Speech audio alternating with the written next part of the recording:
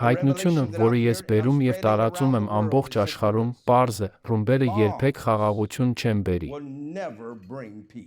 Ես եղել եմ պատերազմական գոտիներում։ Ես աղոթել եմ այն ընտանիքների հետ, որոնց երեխաները զոհվել են ավիահարվածներից։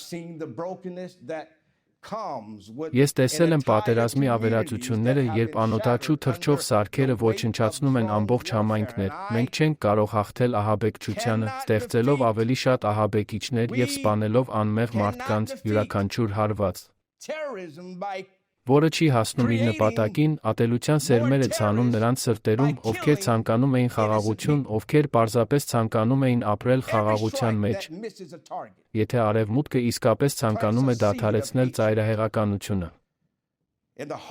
մենք պետք է ներդրումներ կատարենք ոչ միայն զենքի,